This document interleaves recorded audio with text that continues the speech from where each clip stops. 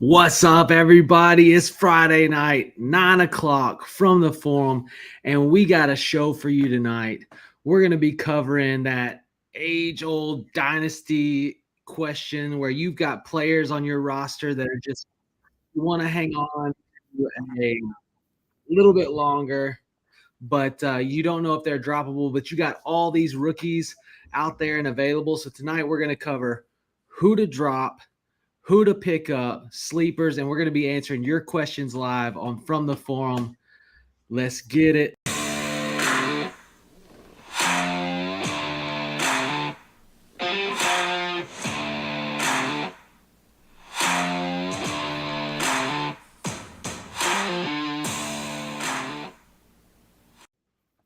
What's up, crew? We got a bunch of guys in the house tonight. Got my guy Joe, Ty, and Dynasty Big Mac. If you ever needed somebody to bring the truth, I think he's got it coming. What's up, guys? What's up, Tyler? How you doing, man? I'm good. I'm alive. We got a killer show. I'm excited. Got some people popping in the chat already. Britt Bradford in before the show. Let's go. Love this show. Appreciate the shout out. Excited to see you guys continue to grow. Thanks, partner. And Jerry in the house. What's up, Jerry? Let's go. Man. So, Ty, let me ask you a question. Hit me. Is Aaron Rodgers ever going to sign anywhere? He's done. I don't think he's done. His career's over with. Wow, career over with. He's going to go back to the Hayakasa or whatever he's smoking and end his days. Maybe see some Shailene Woodley, get back together with her, but he's not playing another snap. Yeah, that's an interesting take. Benjamin, are you on the same page there? Everybody keeps holding out for the Steelers. I'm kind of with Ty on this one. I think he's got to hang it up. I think the Steelers really need to just move on with. I have some love for a guy I might be talking about later in Will Howard, but I don't know about Rodgers. I think he's cooked. I think he's done. Well, Deku25 hopping in the chat. I hope he doesn't. I don't want to see him continue to tarnish his reputation. I agree. He's a little bit on that downhill slope. It may just be time. And Joe, you and I both know, we've talked about it many times on the show. Sometimes it's time to hang it up, but it's not that time for you yet. So I'm glad you're here tonight. I was thinking about it, but the show must go on, so we can't just yet. Well, some people are just getting started. Big Draft Energy in the chat. Who drafted Matthew Golden? That was him last week in the rookie mock at the 1-3 taking Matthew Golden. Pump it up, man. Thanks for tuning into the show, or thanks for being on the show last week.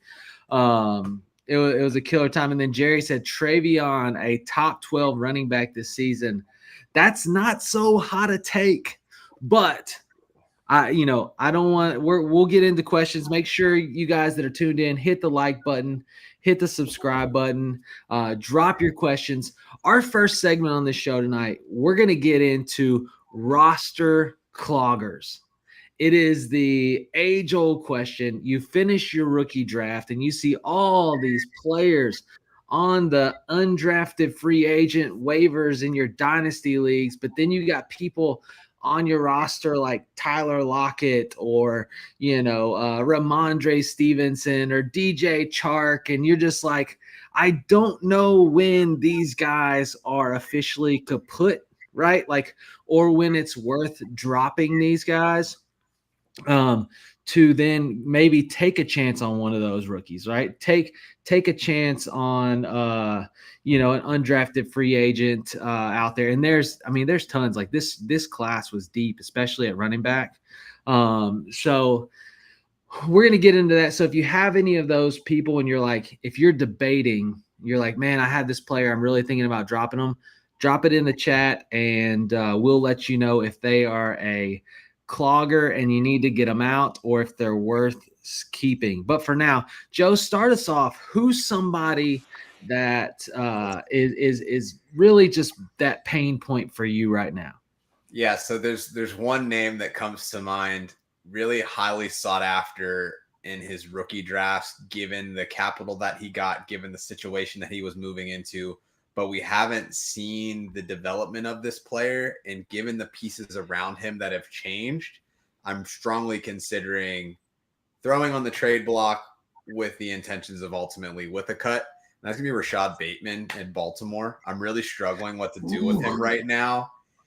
You was somebody that you had taken in your first round of your drafts. He hasn't lived up to the capital. They drafted Zay Flowers. They brought in DeAndre Hopkins. They still have Mark Andrews. They still have Isaiah Likely in the fold. Even as Lamar has continued to progress as a passer, what we thought Bateman was going to be hasn't surfaced. Even if you look at the other options outside of Mark Andrews, they haven't really lived up to the hype. So what are you guys doing? I think he's probably going to end up on a cut in like a 10 team for me or less. But 12 team, 14, it's like a man, like could he finally turn the corner? I just don't see it. Big Draft Energy said, don't take the bait, man. Don't, Rashad Bateman is one of those weird things, like right there at the end of the season, he started last year, he finished with 750 yards receiving and 9 touchdowns. So he finally started to pop off. So like, I appreciate that juicy one. And in a 10-team league, I think you're definitely debating, but like that is one of those where you're like, man, you finally got over 10 yards per target. Like you finally got a little taste of what we wanted. And you're like wondering, at finishing wide receiver 40 with that production really kicking in towards the end of the season, does he continue to build on that, or does D-Hop coming in just mess it all up? What do you think, Ty? I disagree with Joe here. I'd rather have Bateman, especially in dynasty formats. I agree with trading him, but he is not on my cut list whatsoever. I mean, he's coming off that 750-yard campaign. I don't think he'll do as well here. And I think D-Hop's kind of washed. He didn't do anything the last 2 years, but I think Bateman's good for a 600-yard campaign. So you're saying wide receiver probably 45 to 55, somewhere in that range? Yeah. All right, Ben. That's a good one, Joe. I don't know if necessarily. So your cut, I would say 10-team. He's definitely probably close to cut list because especially if your roster isn't that deep, right? If it's not that deep, I think he's definitely on the cut possibility. But I mean, he did at least put some of that effort in last season that got us excited. So Big Draft Energy, reel him in. Ben, who's somebody for you that's on your list of like, I don't know what to do with? I was between 2 running backs, but I'm going to go with Ty Chandler. I think, the Minnesota Vikings made some moves this offseason, and I see Joe right now. That's a cut. They picked up Jordan Mason. They signed Aaron Jones to the extension. I just don't see it for Ty Chandler. There was a lot of hope when he had first come out into the league from North Carolina that it was him and Javonte Williams that were, coming out of this as these hot rookies from North Carolina. And I had him in a few leagues, but I'm dropping him. I'm letting him go wherever I can and trying to pick up some of these other younger rookie RBs right now. But yeah, Ty Chandler's on the cut list. Yeah, I like that. I'm not holding any shares of Ty Chandler right now. I think that there's some running backs. I mean, I know Big Draft Energy is a big proponent of Brashard Smith. Even like a Devin Neal, which those guys are going in your rookie drafts. But like,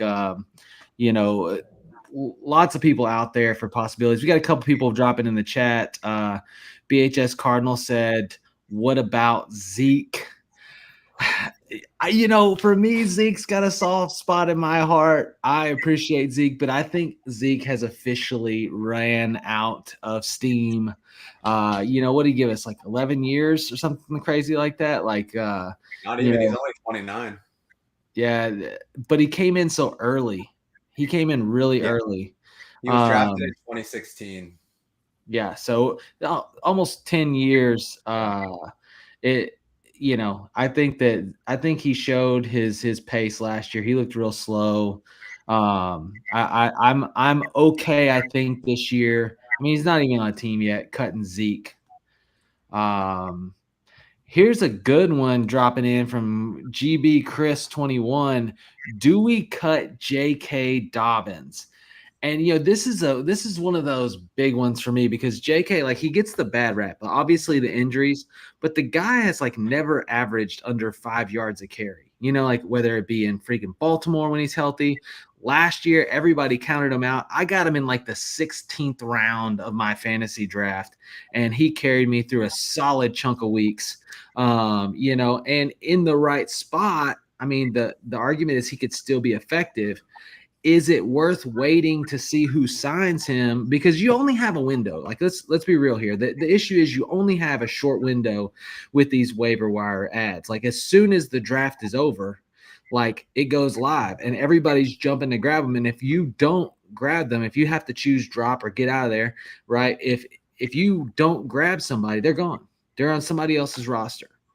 So, is J.K. Dobbins worth a stash and wait, or are we already out and we want to get one of these young players? I would hold on to him for now. I think just seeing the production that he had last year, he finished his RB24, so he was an RB2 there with the injuries. So I think it's somebody that you hold on to. Obviously, if we get into the season and he's not signed by a team, then you're going to. But if we think about somebody that you would be taking off of the waiver wire right now, fresh rookie, they didn't go in the 4 or 5 round draft that you have. They have uphill sledding. They're going to be on your taxi squad anyway. There's nobody that's going to be a week 1 potential starter that's there. You can always replenish that lottery ticket later and holding on to him. But if he does sign in a favorable situation, which there aren't a ton left, but we know injuries are going to happen. We know things are going to get shaken up a little bit. It would be foolish to me to let him go right now. I think he's somebody that you would look at potentially dropping, but I think it would be too soon to do it this early into the offseason. If that, especially since Dobbins, he's only 26 years old still. Like, he's got a lot of life left in him. He's got a lot of blown out knees left in him. Me too. Me too. That's the only thing. Big Draft Dinner. Tyler makes me want to learn how to whiskey. Appreciate that. We drink for the enjoyment, not to get sloshed. So pro a little glass of whiskey every now and then. And that's why I don't drink on the show. Couple people here. Big Draft Energy asking, what are y'all doing with Jerome Ford? Obviously, the Browns, and really we've got like 3 Browns questions in a row, right? You've got like Chubb, is a team going to sign him? That's a good question. You got Deshaun Watson. Do we drop and roll away from Deshaun? So let's just kind of rapid fire these.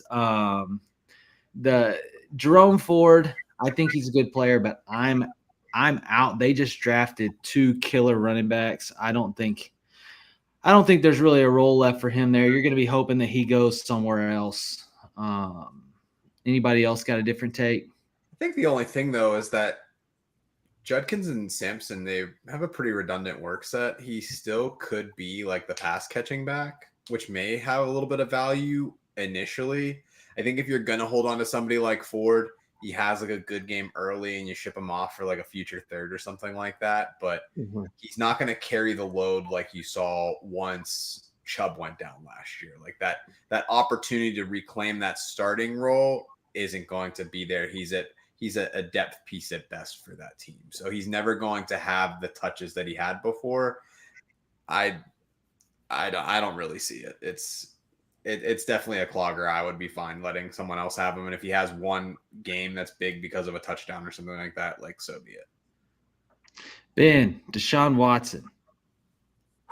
I'm dropping Deshaun Watson personally, just because my personal feelings now, but seriously, I don't really see a way that he does get back on the field. I mean, the issue is with Deshaun Watson is in a super flex format, as soon as he does get the opportunity to be backup starter again, he gets that value. So that's a tough one, but personally, I'm dropping Deshaun Watson.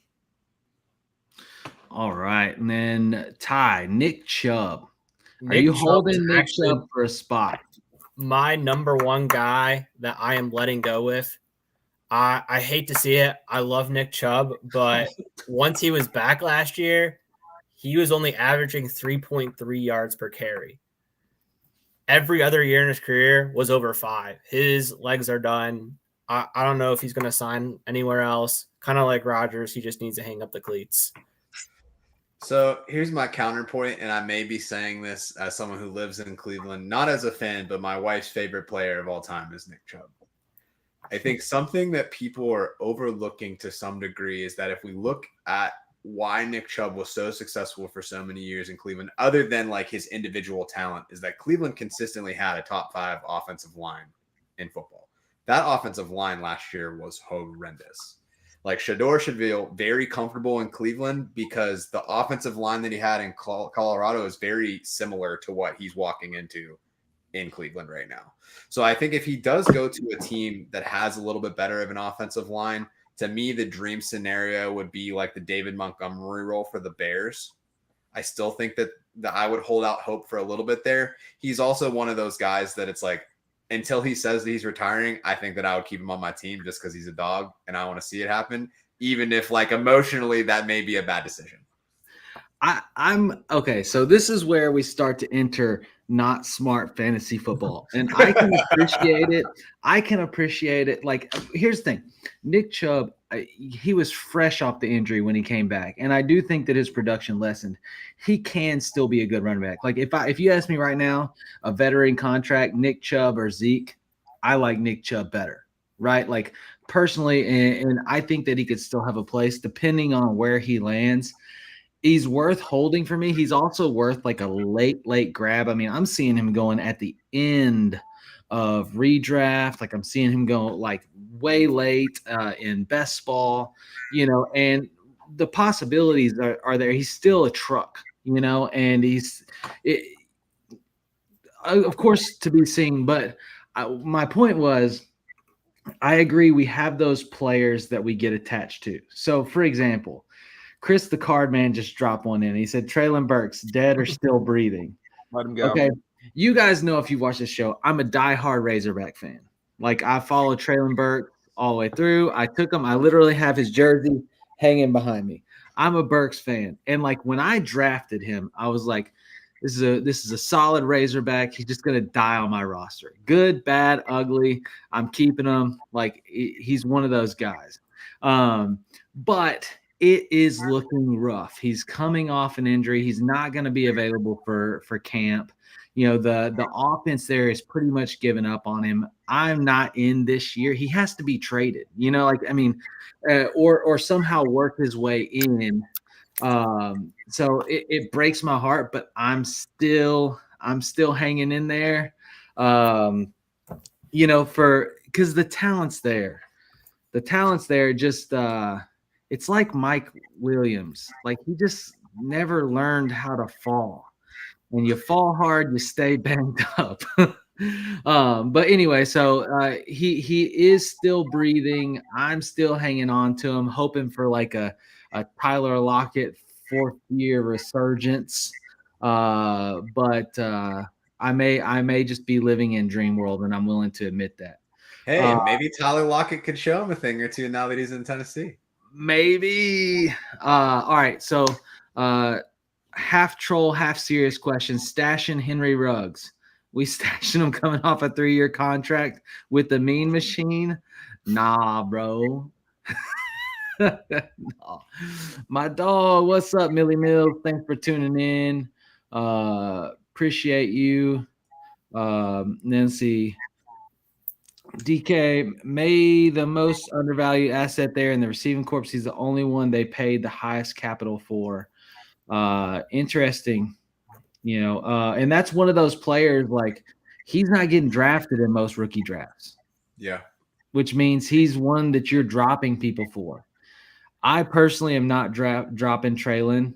I don't know that I'm dropping Chubb. Deshaun Watson's gone. Jerome Ford's gone.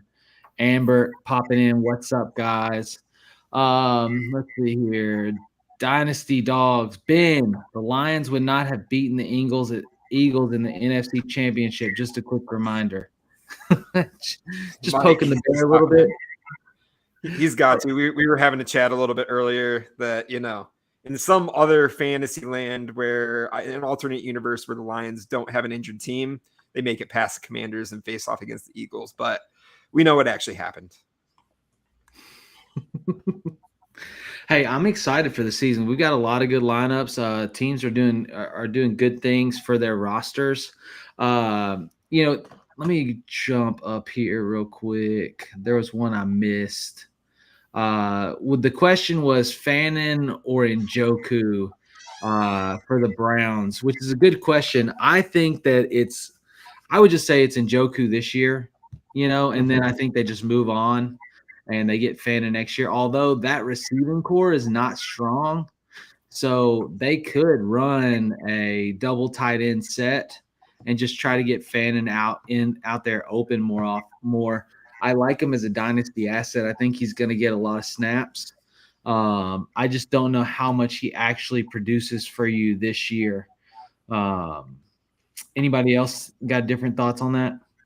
I agree as far as the usage. I think he could definitely run out of inline tight end with Njoku in a two tight end set.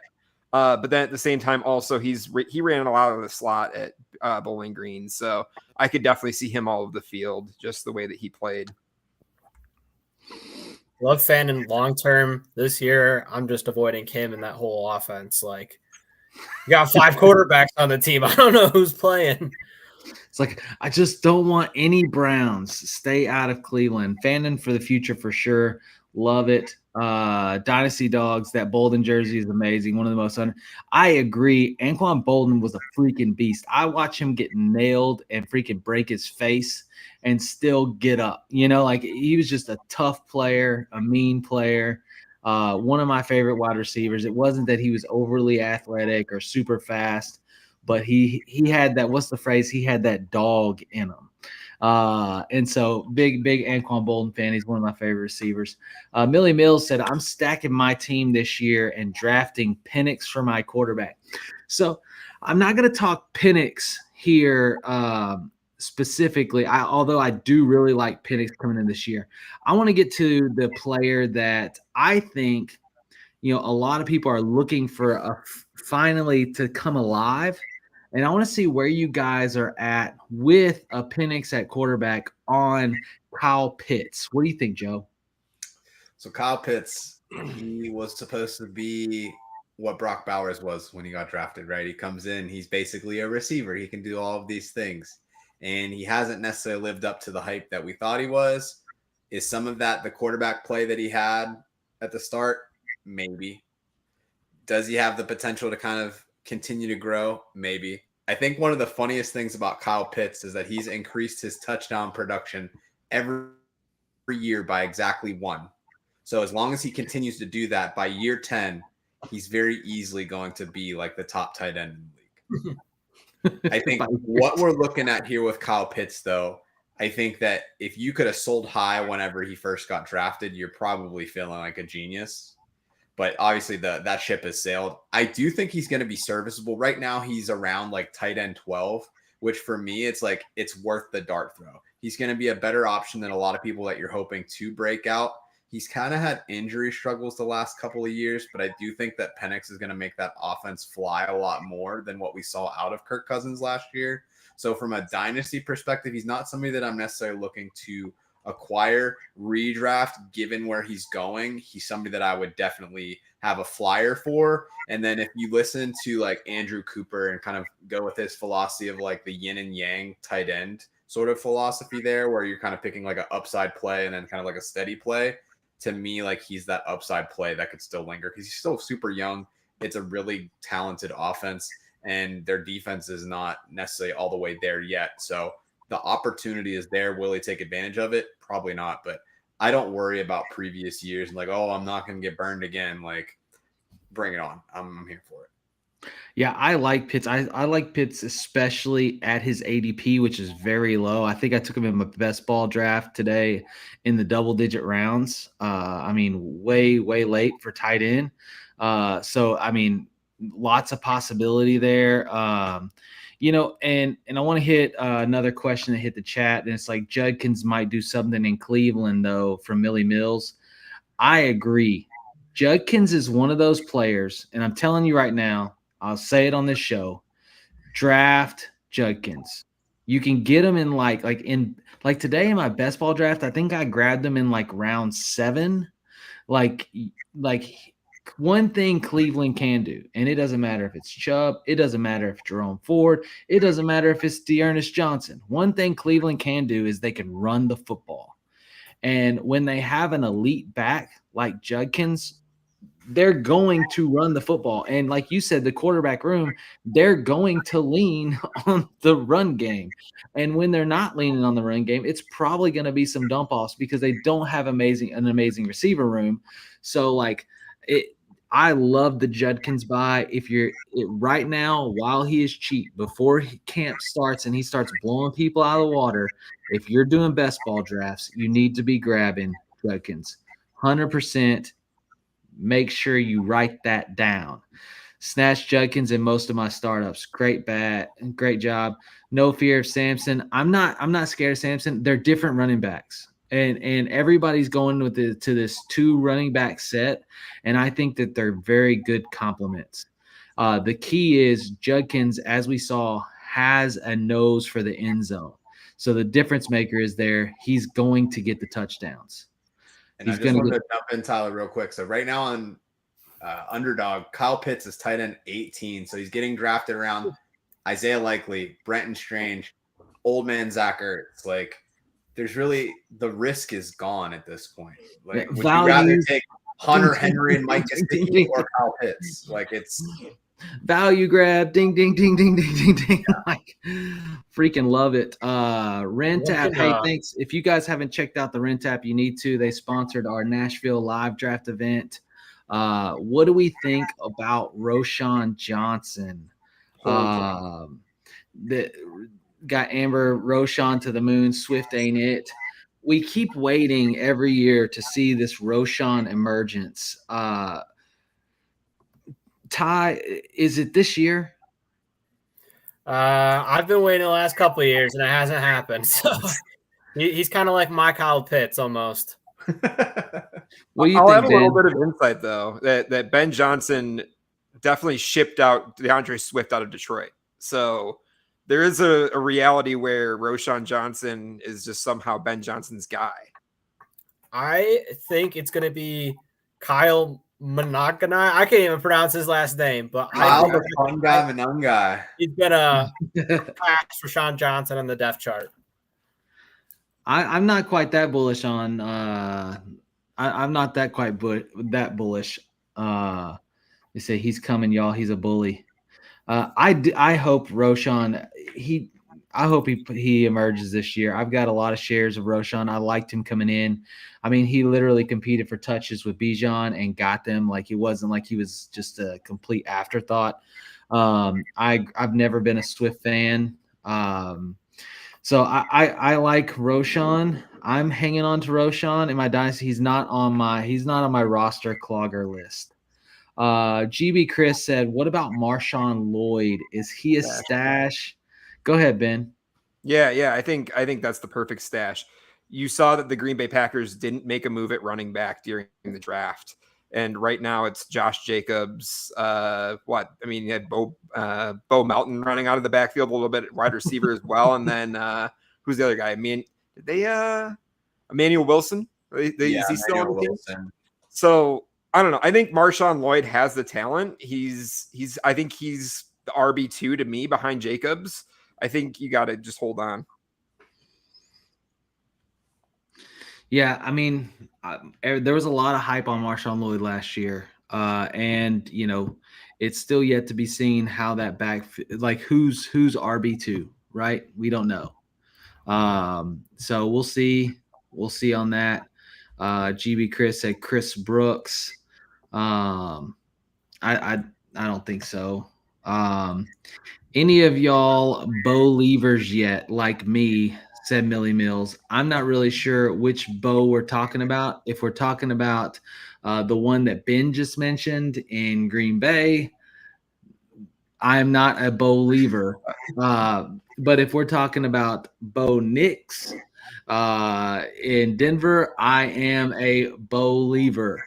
And Nix has proven that he is not Bo Callahan. He is the real deal. And that's why I've actually gotten a ton of shares of Cortland Sutton this year in best ball formats or like redraft. I think that you can get I think that at his cost, like if you go heavy running back at the beginning of your draft, I think that you can get Cortland Sutton probably in that round 7 range, and I think you'll be happy with the production. What did he finish last year? It was let's see, wide receiver 15 last season, total of over 1,000 yards and 8 touchdowns. So then, unless Nix has a crazy fallback, like or sophomore slump, it's a good grab for him there.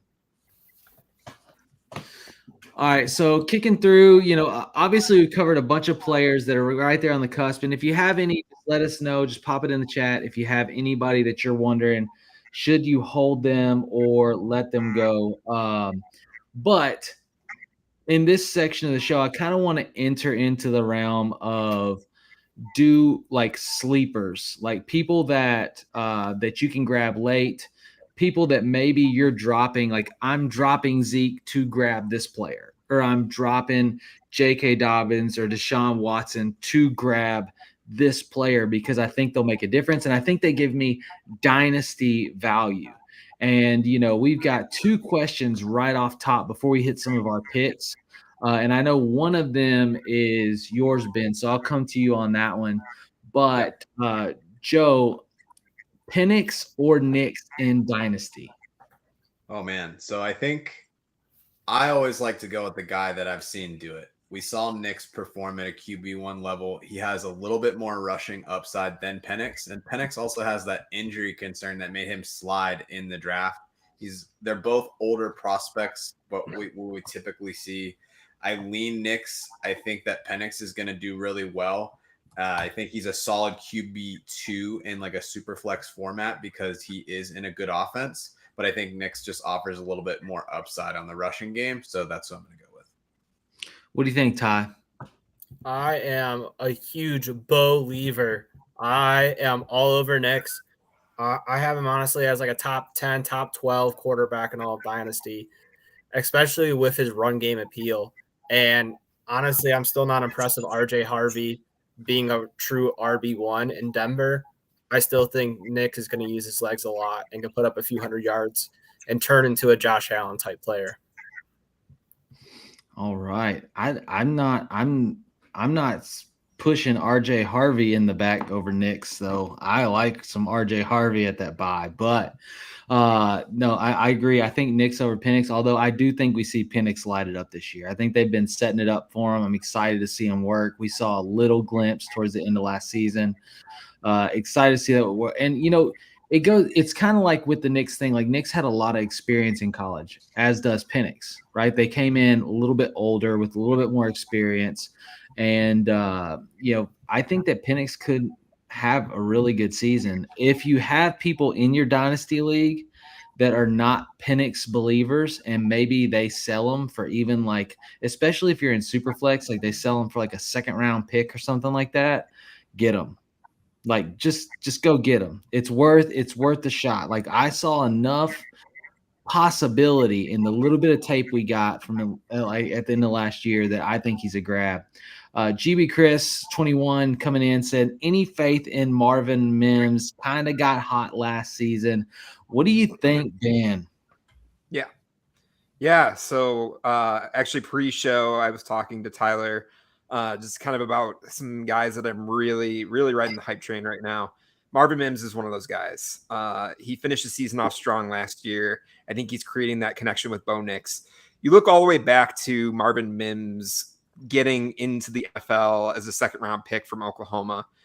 He was a great prospect coming out of college and just didn't really have a great start. I actually drafted Mims in a startup my first like true season into dynasty. And yeah, it didn't turn out the way that we wanted it to in Denver, but now that we have Nix at the helm, we saw kind of what they can do. He was the wide receiver 3 last year against the Bengals in week 17, 103 yards, 8 for 8 and 2 touchdowns. And then ended up the following game being the wide receiver 7 in week 18. So he was a pretty pivotal point in a lot of people's playoff wins and getting those championships. And I do see that continuing into next season just because now you have Pat Bryant coming in. I think he's going to complement Marvin Mims well. And I think that Bo Nix is going to spread the ball around to a lot of those guys. I love some Marvin Mims in best ball. Like, I think he is queued up for that, healthy, not beat up all the time. Like, just Rashid Shaheed, deep ball game where any given game, he could have a 60, 70-yard touchdown bomb, so I love it. Good. It's get Marvin Mims, best ball for sure. I don't mind him in Dynasty as well because they need it, and he showed the deep ball threat. So, I mean, again, any given week, you got possibility there. Dynasty Dog says, any hope for Javon Baker? The one thing I'll say about Baker is that the New England receiving game is pretty open. So with any of those guys, it's kind of anybody's possibility, right? And so he could work himself into a role. I'm not holding him, but I mean, is anybody else in the room feel different? I feel the guy that's going to claim that secondary role is going to be Pop Douglas. I think you obviously have Diggs there. He's established a little bit over the hill, in my opinion. I think that he's kind of on that decline coming back from the injury. It's going to be tough. I think Pop Douglas ends up being the wide receiver 1 for them this year. But I don't really see much for Baker. He was somebody that was excited to take a flyer on last year. Obviously, he still could progress his game, but we didn't really see a whole lot to get me excited. But I think it might be premature to drop him, but especially in like a redraft format, like he's not even anybody I would closely consider on my radar. Joe, where do you see Kyle Williams in that?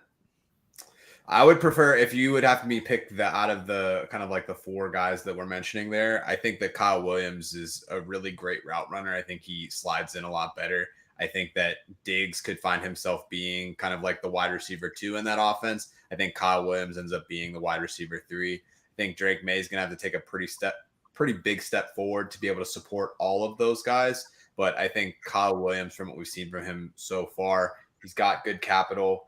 He's got a lot of that openness there. I think he's going to immediately usurp him on the depth chart. So I think it's a really uphill sled for Baker there. Speaking of draft capital, one of the major, question marks of the draft was Savion Williams going to Green Bay.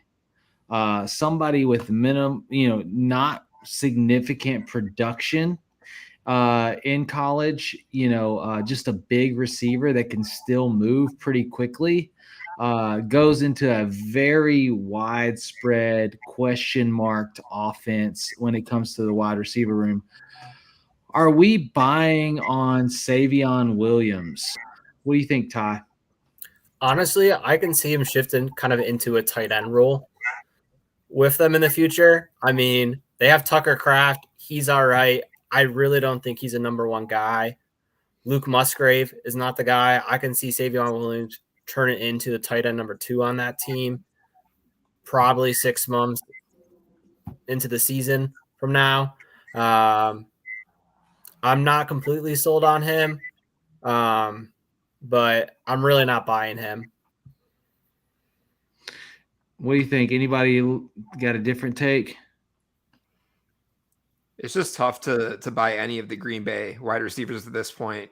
And, really the ones that you're going after are usually Matthew Golden or Jaden Reed. So, when you're trying to get the bottom of the barrel there, I mean, obviously you're getting the value, but I'm really not touching any of that room other than maybe taking a shot on Dontavian Wicks. Yeah, I mean, I don't mind a shot on Savion Williams. I mean, but it's really a different type of role, right? Like it's a different type of role what you expect. You look at his last year at TCU, he only had, what was it, like 611 yards receiving, but he had 322 yards rushing. He had 12 touchdowns. He kind of floats that big-bodied role that can do multiple things, and they don't really have that. I think they drafted Christian Watson to kind of try to fill that, and he just hasn't really been able to stay on the field. So I think there's possibility there, but for me, I'm just staying away from the room. It's too crowded. Like the room's too crowded. I'm not taking that late. If anything, he's a sit on my bench and chill, and we'll see in a few years, or on my taxi squad, if anything. But there are players that I would rather have. And it's crazy because the draft capital, like they really reached for him. I felt like, which makes you think, like, anytime a player is reached for, you think, okay, there could be an immediate role, but I think they're just desperate to fill that room and have somebody pan out. Get their quarterback some weapons. So we shall see. He said, I feel like Savion will be a punt, kick returner, or jet sweep weapon. It's possible. He's such a big body though, 6'4", man. I just wanted to go up and get a high ball in the corner of the end zone. That's what I want him to do. Millie Mills, I think Henderson spells doom for Mondre in New England. Let me tell you, Travion Henderson is 3 times the running back that Ramondre Stevenson is. You better watch out, folks. They finally got their guy, and he is nasty with it. He is solid. He is multi-purpose. He can catch. He can run. He can block. Mike Vrabel loves to have a good running back. He likes to build off the run game, and they are going to feed Travion this year. He's really him and Judkins are tight at the RB2, RB3 in this draft for me. Like, if you look at year one production, like who will have the biggest year one production?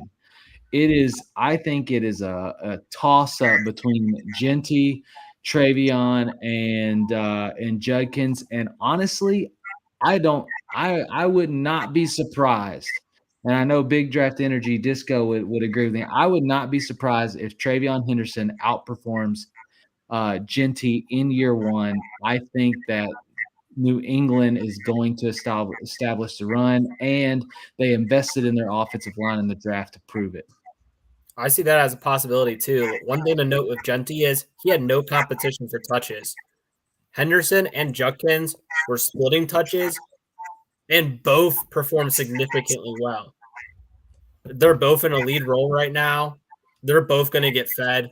They're both going to have very good seasons. I think the other big thing about Henderson too that you don't really think about for fantasy purposes, but it's important for getting on the field. He's excellent in pass protection. So even if they want to start Ramondre off as like, hey, like you're the starter, he's such a good pass catcher. He's good in pass pro. So that's going to put him on the field.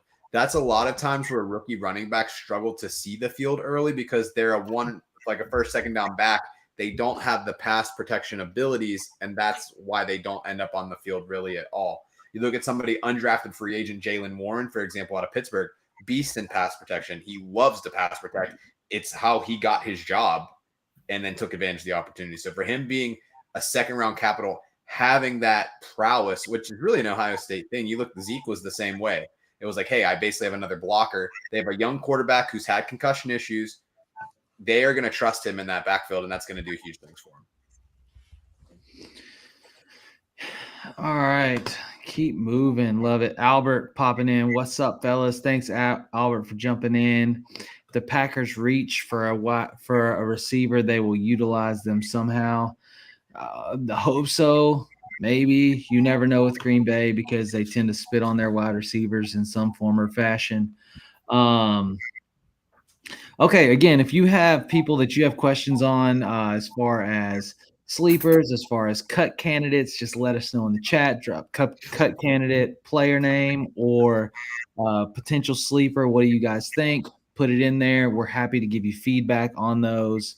Ty, for the audience, and I'm gonna kind of lean on you guests. They get to see us every week. They get to hear my takes. They get to hear Joe's takes. So I want to make sure we highlight you guys.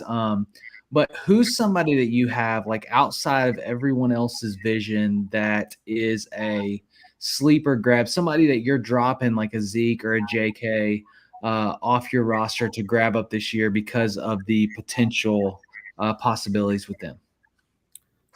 I can go not dropping JK, but would drop Zeke for. I'm going to pull real deep right now. Undrafted rookie, Nick Nash. I loved him in college. Right now, he's around the wide receiver 150 mark. I can see him finishing as a top 80 guy. I know he went undrafted, but he led all college football in receiving yards, touchdowns, and receptions. I don't care who you're playing for. If you pull off all three of those, that's an incredible feat in its own. But looking at the Atlanta Falcons depth chart right now, outside of Drake London and Darnell Mooney, that wide receiver 3 job is open. Ray McCloud, he's not great. Kadero Hodge, not great. Outside of them, I think Nick Nash can step into that wide receiver 3 role and be a monster for Michael Penix. Nick Nash is somebody I've seen rising, and somebody that people weren't talking a lot about pre-draft. I think it's kind of like you mentioned, it's how that room is coming, is kind of starting to evolve. I like to take Ben. Are you in on Nick Nash? I didn't do a lot of pre-draft looking into Nick Nash. I heard a lot of great things from him at San Diego State, but I think, when you're talking about dropping some of these guys like J.K. Dobbins and Zeke, you're trying to take a flyer on somebody who could just absolutely flash in year one. And I think Nick Nash is one of those guys, at least, that I saw a lot pre-draft, again, as far as what other people were seeing from him. But I think it's worth taking a shot on somebody like Nick Nash. I think he was being graded that he was going to be one of those guys that was going to be a sleeper. So I have to do just a little bit more looking into Nick Nash, but I could dig it. Awesome. I like that call. I mean, that's definitely somebody that people aren't looking at, and that's one of those waiver wire grabs. Like, I haven't seen a single draft where he's been drafted, so that's definitely like a waiver wire grab that you could probably get up. Millie Mills said in the chat, is Jacoby Myers considered a sleeper for y'all? I wouldn't consider Jacoby a sleeper. Jacoby is right now their wide receiver 1. So I don't put him in sleeper status, but I do put him in the realm of a good late round grab. Like, Jacoby Myers is going, I forget what his ADP's at, but I want to say it's in the late teens. He's currently wide receiver 40 on Underdog.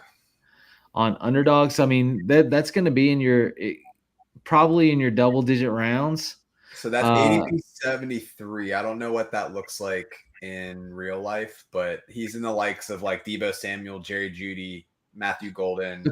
The problem is I'm not seeing him drafted that high. Like, when you're in those, like, for those ADP drafters, right? For the ADP drafters, like, when they're looking at the lineup of players available, a lot of them are passing on Myers, and he's sitting there for like 2 rounds.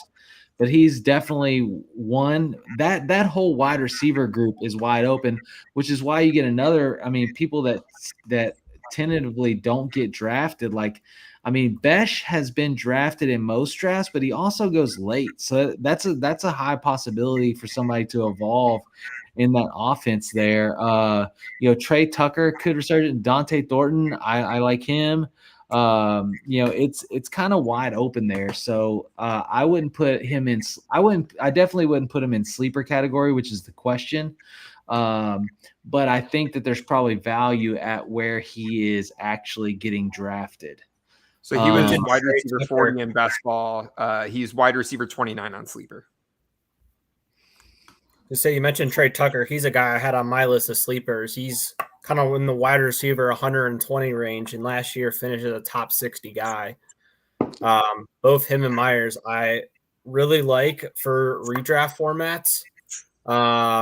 Dynasty, I'm kind of iffy on both of them, but Geno Smith is a big boost at quarterback. They dealt with Aiden O'Connell and Gardner Minshew last year. Smith, they might not win games with, but he's going to throw 300-yard games half the season. And Myers and Tucker are going to be big benefactors. Look, you may be a Tannehill fan, but don't hate on the stash, okay? Gardner Minshew is the next Ryan Fitzmagic of the NFL. He will go around, he will wear a chain around his neck, and he will be the guy that pops in when nobody else is available. Mark my words. No, I'm just kidding. I thought you were going to say Uncle Rico. I mean, Uncle Rico, it is very much the same. You look at Fitzmagic, you look at Uncle Rico, you look at Gardner Minshew, they all belong in the same clan.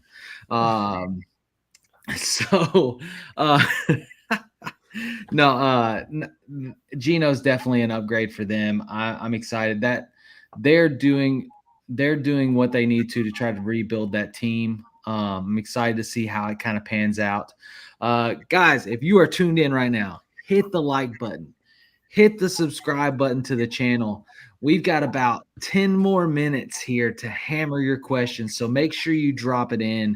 We're going to go ahead to Michael Myers, and he says, what do you guys think about someone like Kyle Mananangai? And he also mentioned, or even someone like Woody Marks or DJ Giddens.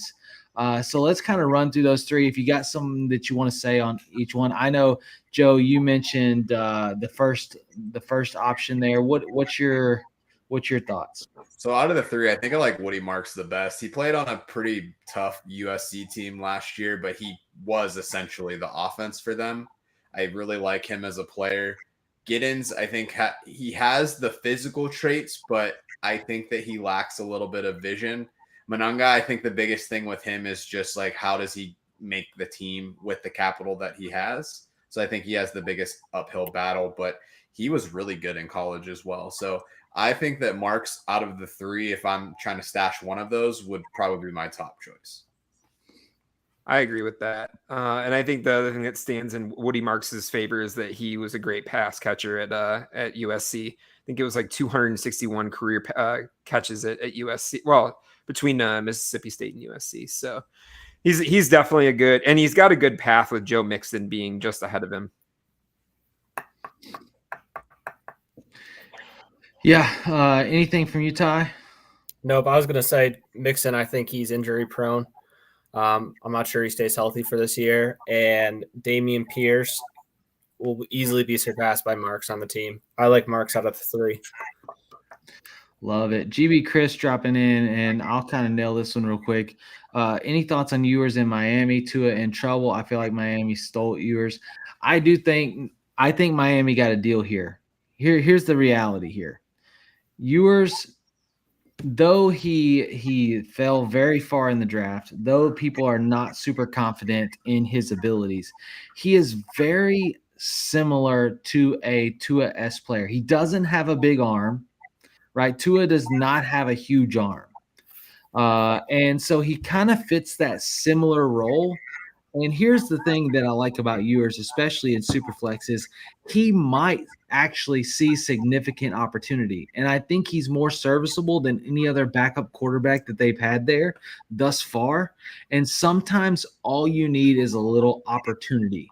Right? Like all he needs to do is to take Mike McDaniel's crazy system and make it function, right? Which is not anything wild. Like it doesn't require crazy deep balls. It requires a lot of over the middle, a lot of short dink and dunk. And the reality is Tua is one hit away from no more career. So if you need an upside grab with potential, it's okay to take a dart throw. And like Ewers is one of those players I would take a dart throw on, because who knows, it could work out. It could be a Brock Purdy-ish type thing, right? Where somebody that we did not expect, that everybody felt. But at the end of the day, I mean, Texas has won with them. It's not like he didn't win in college. Now he had a good team, but it's not like he didn't win in college. Like you see other players that people get way higher on, like Anthony Richardson, that don't win in college, right? They can't win. And so it's like, and I'm always a proponent of like good players, especially when it comes to quarterbacks, will elevate a team, and that team's been high performing. So, for me, Ewers is a possibility. I think that they got him late. It was a steal. Am I like, throwing crazy at him? No. But is the value there, or the possibility of value there? I mean, you could see Tua go down. You could see Ewers have any kind of marginal game, and then you could go turn around and sell Ewers in Dynasty for significant value, especially if it's super flex, because somebody's going to be out there that believes in them. Somebody's going to buy a 2-game hype train, and you're going to end up with an early first-round pick the next year. So that's my thoughts on yours. Keep rolling. Burt's McGee, the 104 and the 212, or the 111 and a 27 mid-late first. I'm keeping my 104. It's not enough. I'm not trading back to the 111 so that I can have a 2027 mid to late first round pick. That's not going to help your roster. At the 104, you're getting a high value. You're getting either the top wide receiver in the draft class, or you're getting one of the top 3 running backs. And we just talked about it. Genty, Judkins, or Henderson, either the 3. So if you get those 3, or you get a Hunter, or you get Tet, you're solid. And I would take those over anybody I could get at the 111 or a mid-late first 2 years from now. Like it's just not – that's somebody trying, reaching. They're going to win the championship because they're going to get a solid player on probably, if they had the 111, a very competitive roster that they already have. And this happens. This is how the rich get richer in Dynasty right here, is this trade. Let's see here. And before we get in these last 2 comments, I know, Ben, you mentioned a quarterback sleeper that you wanted to add to tonight's show, and I just want to give you a second on that because I know it's going to make Joe excited. Tell us a little bit about that. Yeah, so Will Howard, I think, was a guy who – and let me just be straight that I'm a Michigan fan, so I got to see the other side of Howard, and obviously was rooting against him. But during the draft process, really fell in love with like the kind of player he was, and I do see the path for him in Pittsburgh. I think we talked about it earlier that Aaron Rodgers, we're not sure if he even gets signed to Pittsburgh. We're not sure what's going to happen to him. And so you basically have the potential of starting the season with Mason Rudolph, Will Howard, and to be honest, Joe, I don't know who else is on that depth chart for you guys. Yeah. I think the only thing with Howard is going to be, if he is being fantasy relevant, it has to be this year. All signs point to the Steelers being super aggressive at the quarterback room this year. So if he doesn't make it on the field, is he ever going to get the chance? It has to happen this year. Yeah. I think that goes back to Tyler's point of like taking the dart throw like you would with Ewers, of like stash him on your taxi and hope that he does get a start at some point this year. Yeah. Let me tell you this. I am on that hype train, Ben. I've taken Will Howard in every single one of my dynasty drafts. I'm in. The reality is the guy has it between the ears, okay? He can process at a high level. He can distribute the ball, and I think he's a gamer. You put him in the combine, sure, he made a couple bad throws. He didn't look great. It's drills. You put him in the game, he competes. There's a reason that he has a national title, right? Like, and people say, oh, it was Ohio State. He had Judkins. He had Henderson. He had these great wide receiver. I'm sure he still had to get him the ball, and I think there's a bit of that. But, when you talk about that offense and getting in there, I think the Steelers do not have to sign Aaron Rodgers, because I believe Will Howard can get it done. Now, I don't think that they helped him out. I think they took his best weapon and sent him to Dallas, which is a shame. DK is not better than Pickens. I don't care what you say, Joe. Bye-bye. Bye-bye, Georgie. Have fun. George Pickens. Masalade goes there.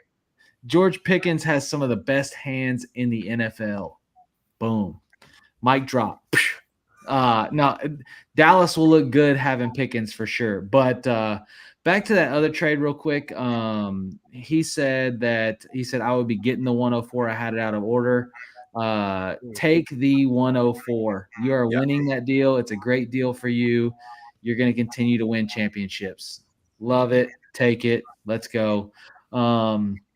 But yeah, Will Howard, deep grab him. We're going to try to hit these last couple questions real fast, lightning round.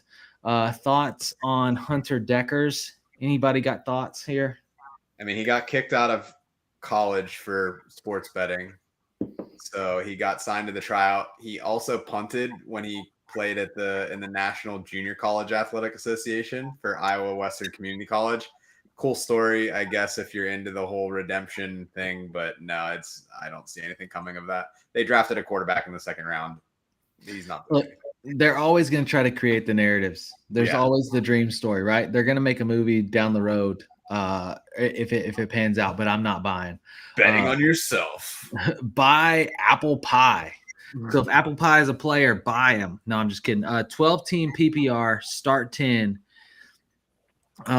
Chase and a mid-late 26 first, or Genty, Hunter, and Metcalf. Who? Start 10, which, well, and 12 teams. So I think I'm going to Chase. I don't know how you give up Chase for the unknown. I'll say that DK is never going to be anything but mid, period. He's going to be mid. So really the hope is that you get a Genty and Hunter pans out to everything that we hope he can be. Like the only way that this trade makes sense is if Genty is a top 3 running back and Hunter can progress inside the top 10 at wide receiver in year 1. And the question is, do we think that that's possible? I don't think that's possible at all with Hunter. I think Brian Thomas Jr. has that solidified. I think Hunter's a great player. He's going to be a great receiver. But as long as Trevor Lawrence is the quarterback in that system, he's not going to be anything more than a top 20, top 25 guy. You know, I have a little bit different take on Hunter. And I think because Hunter offers a different dynamic to the game than Brian Thomas does. Brian Thomas is a burner. Hunter is your big catch guy. Like Hunter is a high point. He plays cornerback. He knows how to go up and get the football. His tape has tons of him catching over two DBs over the top of them. And so I think like in a quarter route, corner route, a post route, like something that's like a go up and get it, right? I think we see Hunter in the end zone, right? I think that he can fulfill that role. We can see multi-touchdowns. I don't think he breaks inside the top 10, but I do think he's a good receiver. But at the end of the day, the question is Jamar Chase and a first, or Genty, Hunter and DK, which I know Joe's more excited about than I am. I think I'd say I keep Chase in the first. I think if you can get something different than Metcalf, I would be more interested in. Just to give perspective on like a start 10, you're looking at 3 flex players plus like a super flex. So I think having that kind of depth, if you look at like right now, everybody's like super bricked up on rookies. You could flip. Hunter is currently like wide receiver 14. Like you could take him and get a really established guy with Hunter right now. So it's like I would consider this if you didn't have to give up the first. If it was Chase for the 3 pieces straight up, I would probably do it. Having to give the first back on the other side of that makes me a little bit less comfortable. Love it. Well, look, we are wrapping this thing up. Make sure you hit that like button. Make sure you hit the subscribe button. If you care about us, hit the button. Now, you guys know it's always a good time every Friday night, 9:00 Central Time from the forum. Real quick, Ben, Ty, just let the audience know where they can find you, what your Twitter handle is, where you create content so that they can, lock in and check out your stuff before we sign out here. Go ahead, Ben. Yeah, so I actually, Austin and I, my partner Austin and I recently joined the FSAN. with our new pod, Dynasty Gambit. So we actually were running our own pod independently before, but talked with Tyler and Mike, and we loved you guys and your team. So we're excited to be working under FSAN and FFAN. And you can find me at Dynasty Big Mac FF on X, as well as you can look us up on TikTok, YouTube for the Dynasty Gambit, as well as we have a free Discord server that we run as well. So if you want to reach out to me, just DM me on X, and I can definitely get you to all those socials. Awesome. Ty? It's at Ty Recino on X. And then I do a lot of writing for Fantasy Football Advice over the last couple of months and plan on kicking it up into top notch come fantasy football season. I also want to say Ty not only does fantasy football, this man's like an all sport ball knower. So like he can literally hit you with anything. So Ty, please save my fantasy baseball team. I do fantasy baseball. I do fantasy basketball. I also do fantasy NASCAR. I know we don't talk about it, but I'm in a league for that. We will. It's on the docket. I think so. 2025 brought basketball and baseball. I think 2026 it's going to be hockey and soccer with the World Cup, and then I think 2027 we bring in NASCAR and PGA. So we obviously the Fantasy Sports Advice Network is expanding. Thank you guys for tuning in. Make sure you follow at Joe Frick. Make sure you follow at Tyler Bradley CB. And most importantly, go to fantasysportsadvice.com. Check out the content. And we're always here for a good time. We'll see you next week from the forum, 9:00 Central. Have a good one. Good luck. We are here. FantasySportsAdvice.com, offering the best fantasy sports social media platform. Why join endless Discord communities or the trolls of Reddit? Fantasy Sports Advice is a community designed to help you win with 24/7 support. Go to FantasySportsAdvice.com and become a pro member for unlimited access. Again, go to FantasySportsAdvice.com.